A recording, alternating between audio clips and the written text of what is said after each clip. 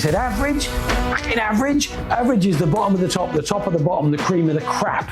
Who wants to be average? The buyer will not judge your business on how well it runs with you. It's how well it runs without you. And I'm worried that when I come to exit, there's no one big enough to buy me because I'm the biggest in this sector. You shouldn't have your name in the name of the business. This episode's going to be with Ian Brent. Ian's been my lawyer for over 20 years. Ian has sold businesses from a couple of million to over £1 billion, sold thousands of businesses. This man is going to tell you the difference between making a bit of money and a life-changing amount of money.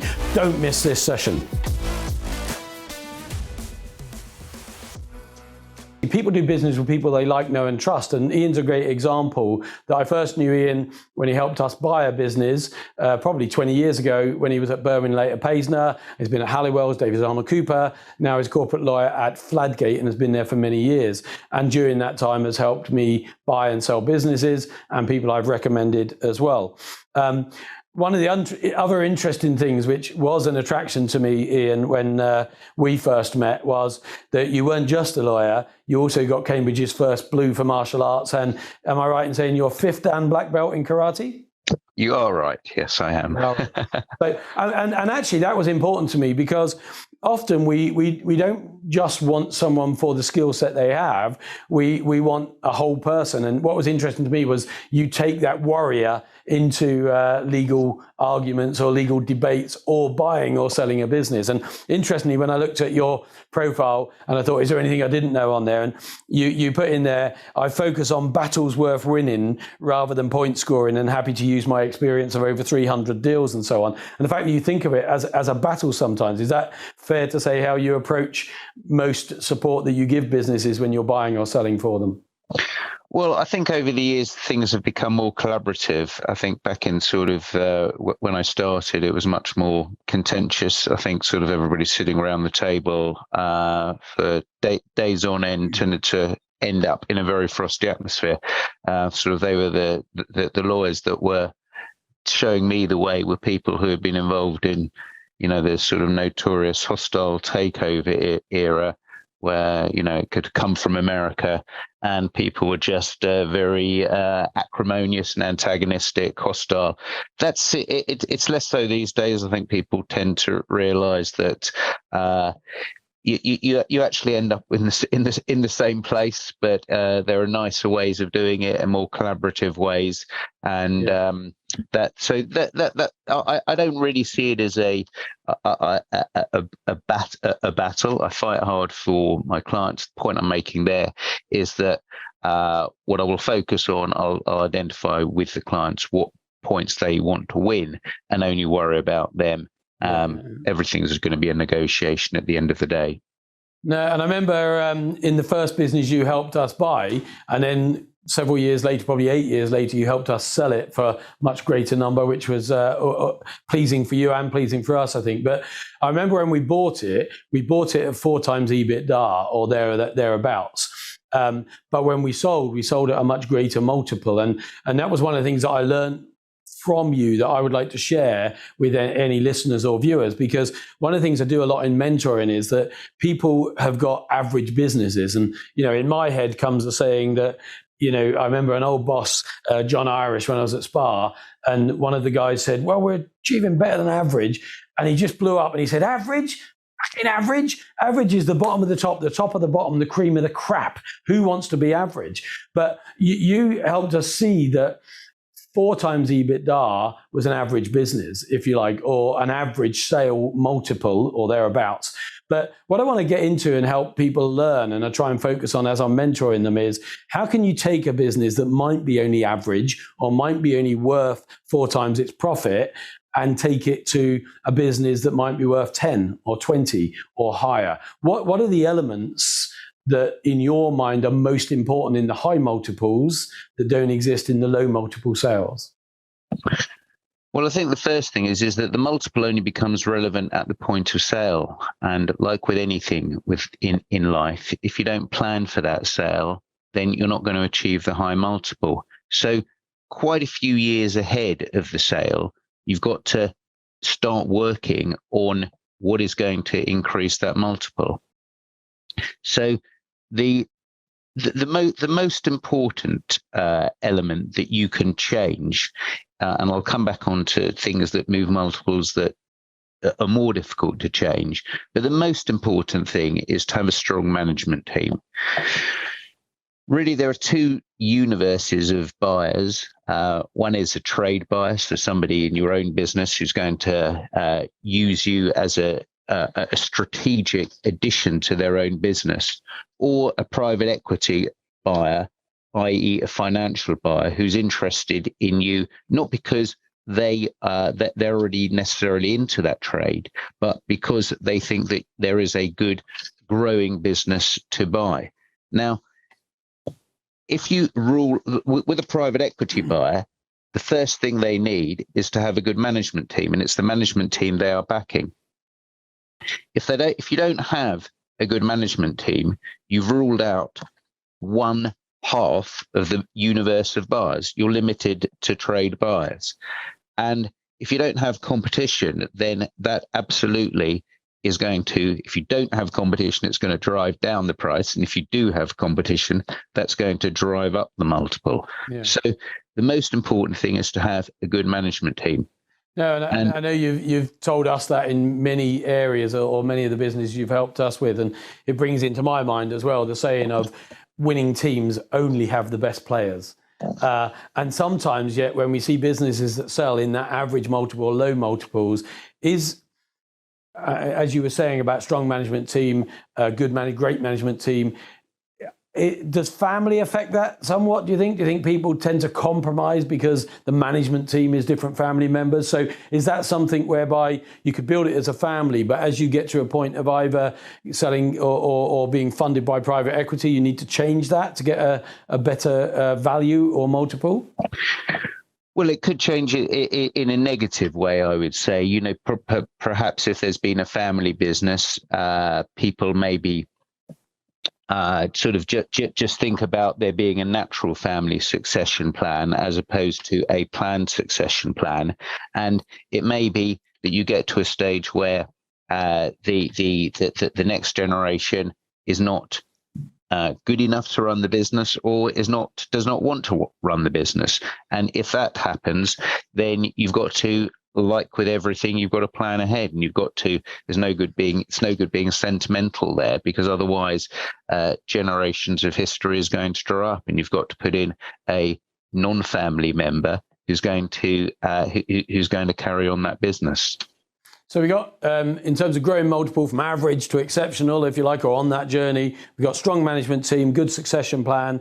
What comes next for you, or what other attributes could you say make that difference? Well, I'll just sort of give it a little expression I'm still going on about, because it's so important, about the succession and the management team. Okay. Something I often say to people is that the buyer will not judge your business on how well it runs with you. It's how well it runs without you. And I pick that up straight away when somebody comes into me who wants to sell the business. If his phone is going the whole time and he's agitated and he's more distracted by running the business but than planning to sell the business, that's completely understandable for any business owner. But that business owner is too heavily embedded in the business, and that's going to manifest itself straight away to any potential buyer. So it's quite ironic, but what a buyer wants to see is, I'm acting for somebody at the moment. He spends the whole time in Mallorca. So they know that he never comes to a meeting. He appears in the meeting. Positive when it comes to selling. It absolutely is a positive, because. No, and I do remember you saying to Tom and I 12 years ago, when we looked to sell our international research consultancy, and you were saying the problem is, people are calling it the Tom and Mike show, because you're kind of juggling everything. And so in that year before, we made a real point, because of your advisory, of saying, do you know what, I haven't sold a single thing in the last year. We've got a great sales team, and that's Katie and John and the other guys. And actually, I haven't managed a single client. We've got a great client management team. And so we could evidence, even though people had come to know us at the helm of the business and as key drivers of the business, we had in that last 12 months because you'd said that to us, started to step back so we could evidence that actually we were not important on a day-to-day basis to the current or future profitability or running of that business. Exactly. And it's interesting that you say about the Tom and Mike show. I've recently advised a client who actually put himself through an auction process and didn't get the interest he was hoping for. And we had a debrief afterwards, and he said that everybody said that he was too integral to the business. I said to him, but you're not. You don't do much work. And he said, I know.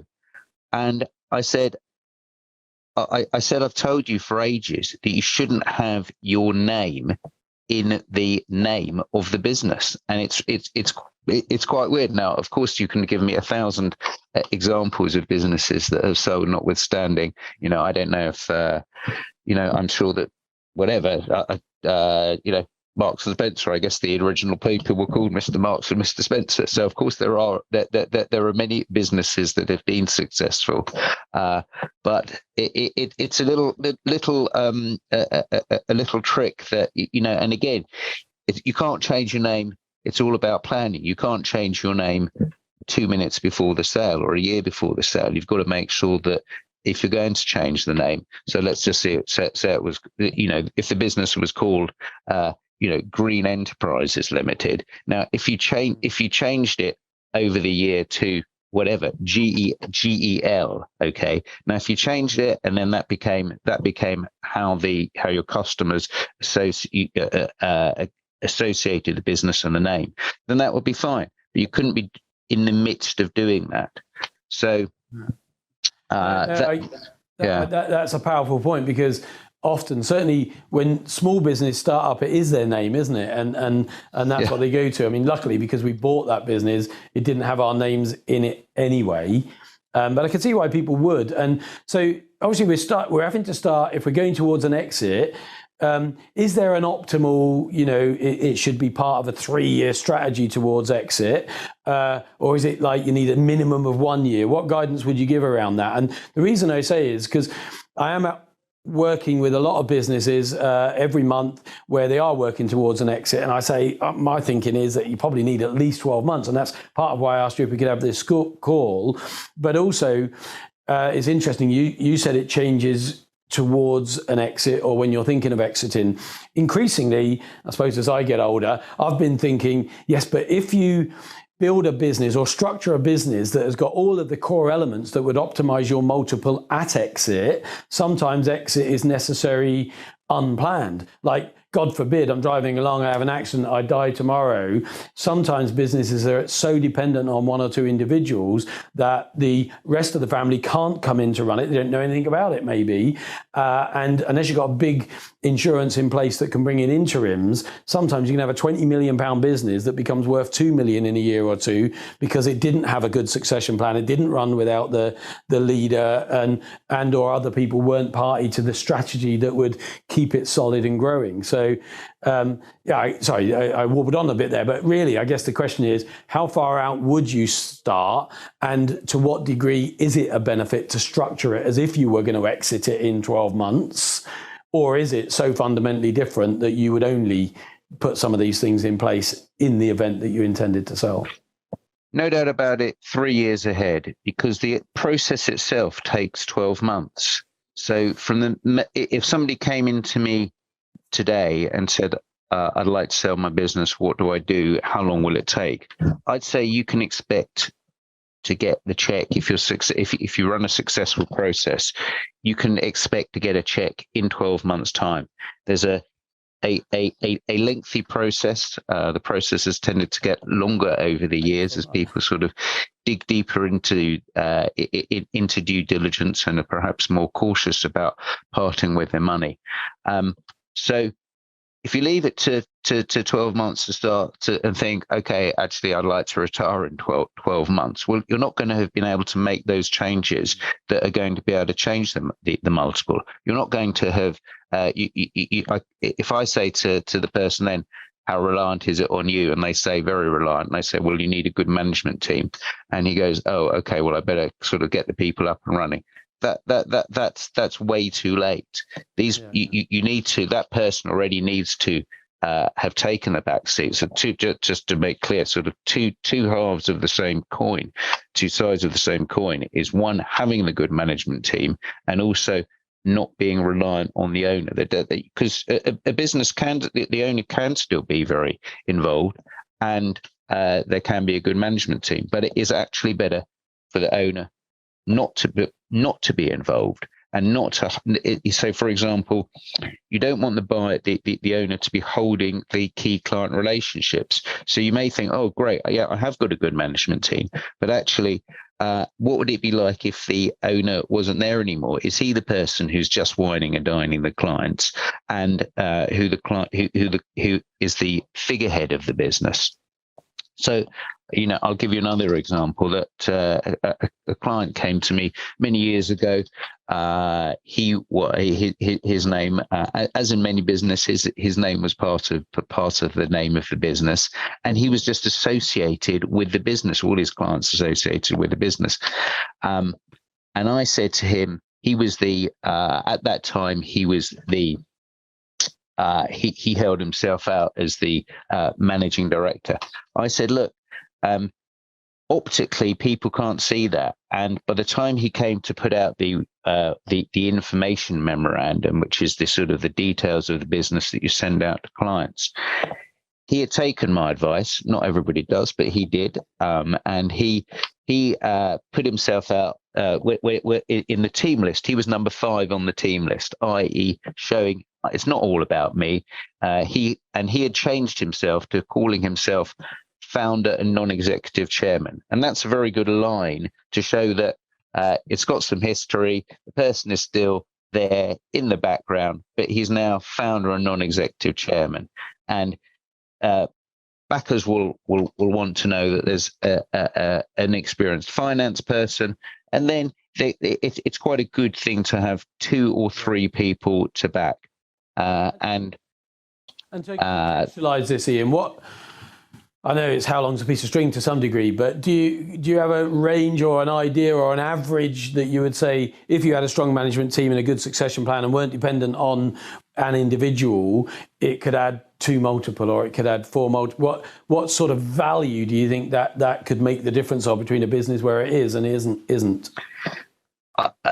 Potentially from unsaleable to saleable. That's number one. But it could easily put it up from by sort of a factor of 2. So a business that would otherwise be going at 5, maybe a powerful business, and go at a multiple of 7. So these just sort of emphasize, when you can change your multiple, anybody that has run a business will know how difficult it is to just increase your profits. If you're making to change a business from put it up from a million to a million to 2 million, that's a tough job. But if you can just do sort of these small tweaks that that we're talking about today, and you can actually increase the amount, the multiple of your profits, then that's if you like, free money that you can get. Brilliant. So what else would increase the multiple, or would be high on your list of structural or business differences that would add a multiple?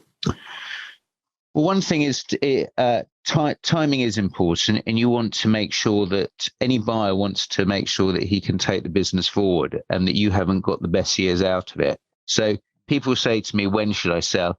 And it's almost sort of when not to sell. Don't sell just as you've peaked and then you're beginning to come down, because people will then see the trajectory going that way. As long as as long as you can show ideally a steady pattern of growth, and ideally over the last sort of 3 years, so it doesn't look like a blip. So, for example, a lot of people had a lot of buyers were suspicious about big swings post COVID, and thinking that those swings would wear off. So if you can show growth, then then that is going to drive the multiple up. And if you, again, there's always in sort of an equal and opposite. If you're showing stagnation or worse decline, and especially, and let me say this, that what I'm about to say happens, unfortunately, in many processes, if you show a decline during the sales process, during the 12 months, that can be really fatal for your multiple. Which could just be the distraction of the process. Absolutely. And we've got a board that are full on building a business, and suddenly they get distracted into the sales process. So it's important, one, to make sure you're not at that stagnating or peak, but two, to make sure if you are growing, you don't lose that growth because of the process, I guess. Exactly. And that sort of is all connected with making sure that the business is not totally reliant on the owner, because as you know, the process itself is unbelievably full on. You know, you may get during the sale of a business, you may get 10,000 emails come through. And that is not exaggerating. You literally may get 10,000 emails. So there's absolutely no way that somebody can successfully combine that with continuing to grow a business. So it becomes more than a full-time job in itself. So the second thing, yeah. Sorry, go on. No. So the second thing, say that to me, I've seen real examples of it where people say, "Oh no, I can grow a bit more. I can grow a bit more," and they're leaving no upside for a future buyer. Compared to other examples where I was thinking when Innocent Drink sold to Coca-Cola, and you could say, had they reached a peak, because there were so many competitors coming in that were starting to steal space from them on shelves, and they were kind of leveling a little bit. But the difference in that example is to find a buyer who can take a product that's up there but can plug it into the Coca-Cola system, so to get it into more customers and to get it into more markets even, because they can take a local or regional or national product to make it international by plugging it into the Coca-Cola machine. So I guess that 3 years out, part of it is also looking at who are the target potential buyers and how might you position that sale to attract a particular buyer. Absolutely. And the 3 years out, you have to start thinking about the whole visual of your business in terms not just of attracting customers or candidates, but actually attracting buyers. So at that point, it may be that awards, sort of showing off about awards becomes important. Now we can all sort of like treat the awards with a pinch of salt, but actually, if you can sort of demonstrate that you're number one in your sector and that you're recognized as number one by your peers, that is a good thing. There's only one number one, and that actually is something that will tick up your multiple. But let me come back to something that's sort of other factors that will push your multiple up. What a buyer doesn't want to do if he's parting with a load of money is take a load of risk. He wants to know that his money is safe and that the past growth of the business is going to carry on with him. So we've talked about how making sure that there is still that it hasn't peaked. But risk can manifest itself in other ways. So what a buyer doesn't like is if there's too much concentration in one particular customer. So it's good to have loyal and steady customers. It's even better if they are blue chip customers. Why is it better? Because those customers will still be around, and they'll carry on buying off you. But what a buyer doesn't want is to think that the whole value of this business is down to one or two customers, and it's a very difficult thing for a company to do, because anybody who's run a business will have, of course, everybody has their biggest customer, and naturally you put a lot of energy into that biggest customer because they're paying your day-to-day bills. But and it's interesting because as you're saying these things, they're all ringing true to the stuff that you taught Tom and I as we were growing, because at the time when we were in retail and our clients were wholesalers, retailers, producers, I was really conscious that you'd say, oh, if for instance, a supplier, 90% of their business is going through Tesco's, that's great if it's growing the volume and it's giving them some profit.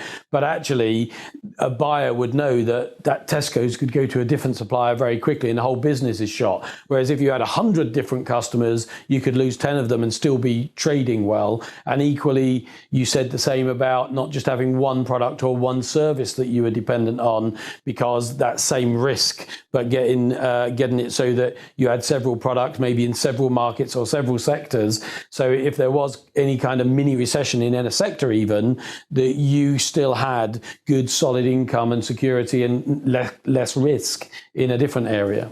Absolutely, and I can put some numbers on that, which I hope people will find helpful.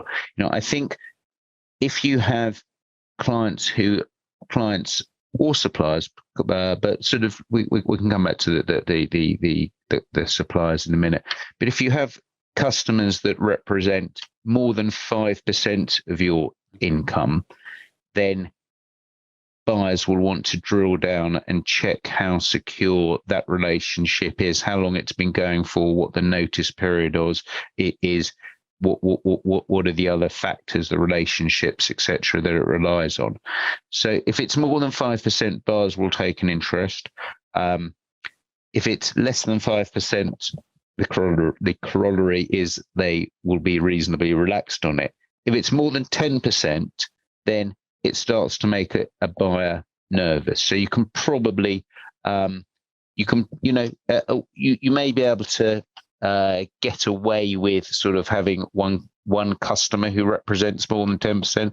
That, especially if it's a blue chip customer, that may show sort of strength, and especially if that customer has been with you for a long time. But of course, if that customer has only been with you for a year or two, and there aren't, that there isn't much stickiness there isn't any reason why that customer couldn't move. It will make the buyer nervous. That makes great sense. So that's a really important point, Ian, because I do mentor a lot of businesses that are outstanding but in one sector, or outstanding but with one product, or outstanding but they've got one big customer. I'm thinking particularly of a couple of construction guys who are working just for one big home company or something. And it made me think, as you were saying about Carillion, that they're too big to fail, they'll never fail, there were billions and hundreds of billions, and how many people were pulled under as they went under because of that. So those things are good practices or structural aims, irrespective of whether you're selling, because who would want that level of risk attached to one sector, one customer, one product? Exactly. Now, those people have probably only got one potential buyer, and that's that big customer. Yeah. So if you've only got one potential buyer, you've got zero competition. So you're absolutely not going to get the highest multiple. And anyone who's worked with the supermarkets or a big company like that know that if it gets too big, it can get tempting for them to set up their own product or division. That's true. Yeah. And just to make the point that, the same may apply with a supplier. So you may be reliant on a particular supplier coming from, the other side of the world. And that again may make people very nervous, because it may mean that we've all seen these supply chain difficulties, but it also may mean that the cost of producing your product is very vulnerable to movement. So, both on the supply and customers. Here, and I mean, I've known you for 20 years, and I've still made loads of notes, because it's never bad to refresh those. And I've said, strong management team, succession plan, no dependence on one person. Next generation may or may not want to be involved. Is there some upside? Have you got any awards? What degree of risk have you got on this dependency threshold? What other are there many other factors that can change a multiple that would be key or part of that kind of core focus, without getting into the minutiae? No. There are some other big points. Look, one, and this is of course more difficult to change, it's whether you're in the right sector. So different sectors will be hotter and command higher multiples than other sectors. So most obviously these days, anything that is sort of that is tech focused, is going to command a higher multiple than something that's not tech focused. Yeah. So, what's the relevance to that? Well, it may be just a sort of a reality check. If you've got a business that is more old world, and a mate who sold his business for 14, 20, 30 times multiple, it just ain't going to happen for you. But you can, if you plan ahead, you can potentially, obviously it depends what your business does, but if you look at it through the eyes of somebody, how can you make that seem more attractive, more sexy, more relevant? So it may be that you've got for example, a traditional type of recruitment business. Now, in the recruitment area, there are sort of specialist things that move the multiples there, which is too specialist. I won't get into that. But if you call it talent management, well, that's a far more sort of relevant word. And if you sort of add a bit of consultancy on that and brand it slightly differently, so then it's more valuable somehow than recruitment, doesn't it? It does. And it's not, it's not the type of thing that it's not the type of change that you can make at the last minute. So even within your own business, you can sort of think about it from the outside. The other thing is that there are different, the multiple will move at different levels of profits. So, if you say to me, what is a business in XYZ sector, what can it get? So the average multiple may be 6, but that multiple may be attainable if you are making, let's say, £2 million profits. Whereas if you come and you're making £300,000 profits, the business may be, that's a fantastic level to have got to. And I'm not certainly not putting down an entrepreneur who has got his business to that level. But it won't, if you're doing exactly the same business that's making £2 million, you won't be, the £2 million will get quite a considerably higher multiple. Potentially sort of it could move from 4 at £300,000 for exactly the same business. If it's doing 2 million, it may get 7.5. So that really moves it. So, is that something you can do much about? Well, it's worth knowing, and it may be worth putting into your business plan so that you think, once I get, and weirdly and sort of irrationally, there are psychological jumps for a buyer. So once you get above £1 million profit, the multiple will tick up. So it may well be the wrong time to go, that you may have said, all right, I'm going to go in 2 years' time, and you're at 870. I had this conversation with somebody, I think you know him actually, and I said, if you're at 870, get your business plan, and the time to go is when you move above £1 million, because that is potentially going to move your multiple up by a whole single digit. So you get a whole extra million on top just by moving the profit 130 grand in effect.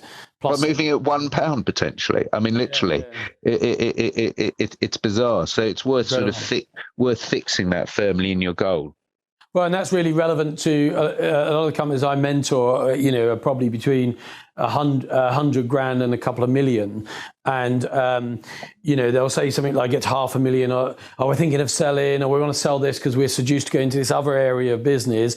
And we can think, so to be able to say, well, look, you've doubled from 100 to 200, doubled from 200 to 400, you now got to 600. If we can just keep that going, a year and a half time, get it over £1 million, then instead of just being a great exit fee, it's a life-changing exit fee. Absolutely. And so I think it's a really good point. Absolutely. Any other great multiple? Yeah, I mean, it's sort of it. I think sometimes you sort of you learn a lot. Like what your what was the name of your books? Failure breeds success, isn't it? Yeah, and you learn a lot sort of through the lessons. And I'm dealing with a business at the moment, and we took it out to potential making millions and millions of pounds in profits, took it out to private equity, and private equity weren't interested. Why? Because it was making such low margins. It was a very high volume business making low margins. Now, it doesn't mean it was making millions because it was a low proportion of the overall turnover. That was the revenue is the revenue's at hundreds of million, and it's making, it's a high volume, low margin business. Now, you may say, well, that's no good. That's not no good as advice, Ian, because it is what it is. That's just the nature of the business. And to some extent, that may be true. But at least if people are aware that is not that is going to be a difficulty you're going to have to overcome. Now, it doesn't mean it.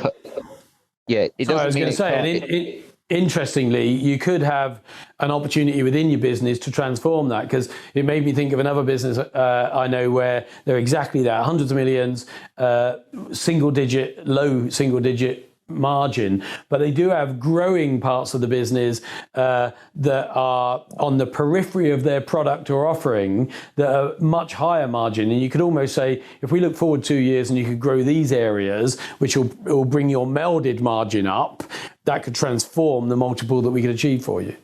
Exactly. And actually, that's a great point, Mike, because you don't necessarily have to do that with your business.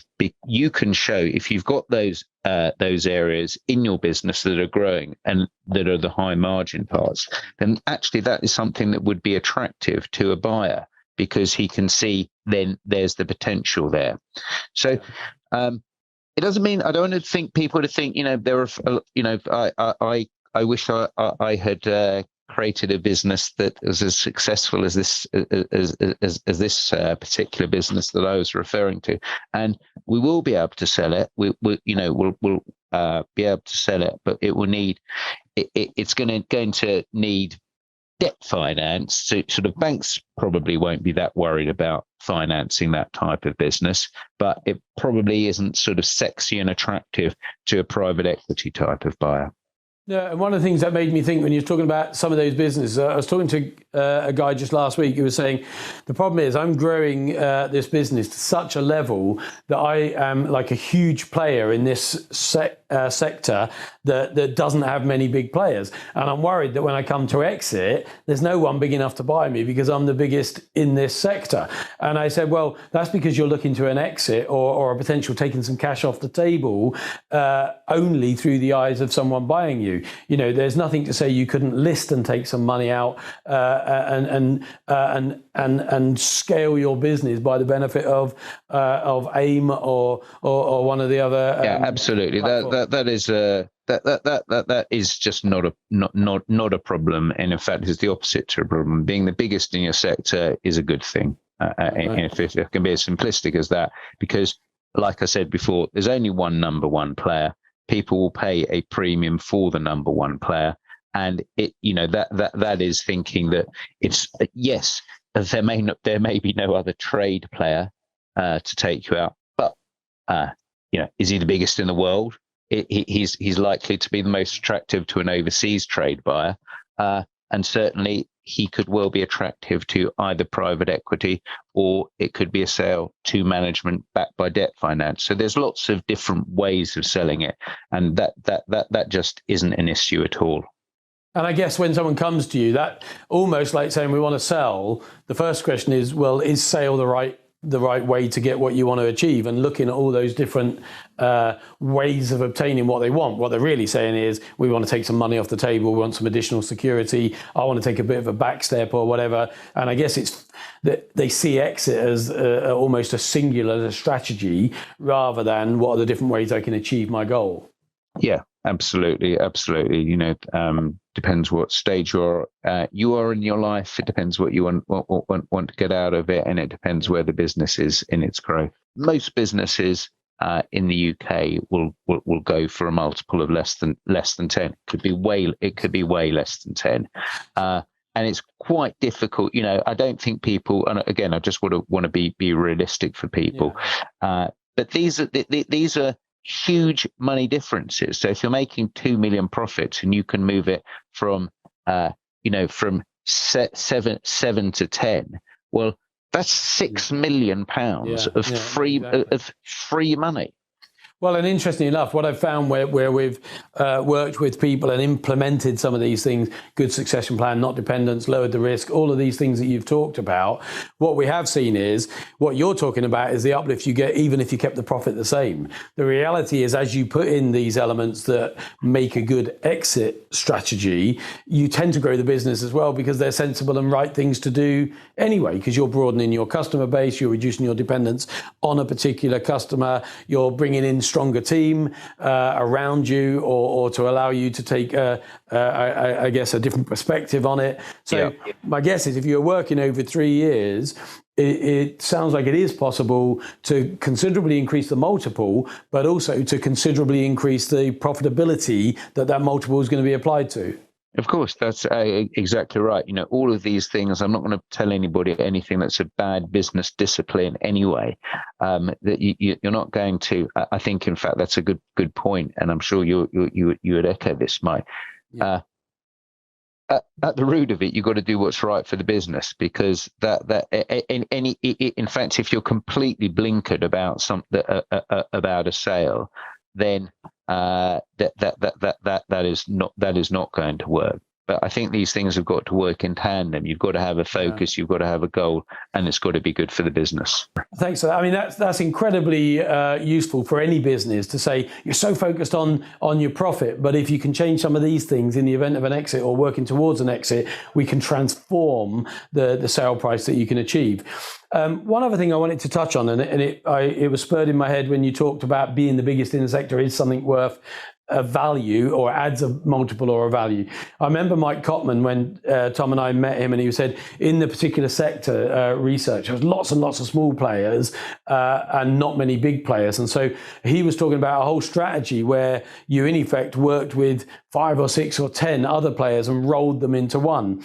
And that's something I see Sponge doing with training videos at training companies at the moment as well. And that in itself is a strategy. So it may be that you don't just exit, but you ally to joint venture with or join with or purchase other businesses in a scale-up process that would add more value and scale, but also might add more multiple or more customers as you broaden around the world. Yeah, absolutely. That is a very well-known and tried and tested route in the trade. They call it buy and build, and what you're doing exactly what you just said, which is rolling up similar businesses, and that really goes with what we were saying earlier, that if you have one business making 300,000 and it may get obviously it depends what sector it's in, but it may get a multiple of 4. And you get four similar businesses, so they may all get a multiple of 4 individually. But if you it's a difficult process, and of course subject to integration risk to integrating those businesses. But if you can combine those businesses to be a £1.2 million business, well, it certainly won't be going for a 4 times multiple.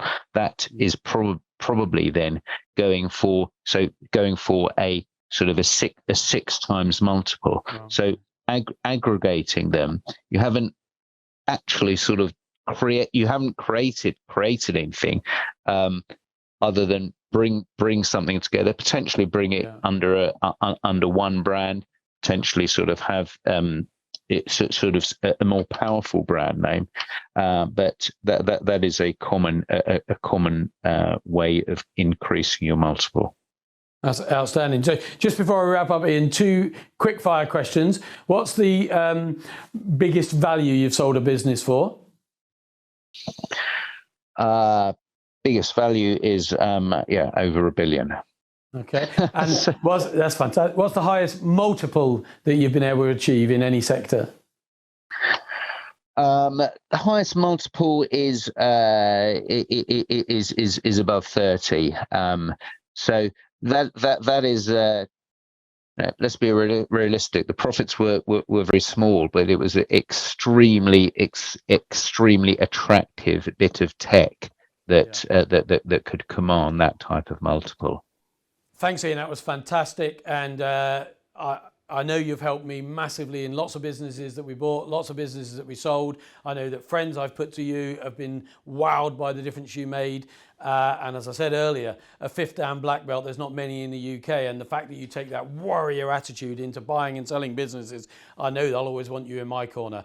Thanks for your expertise. I hope it's valuable to people who have listened today.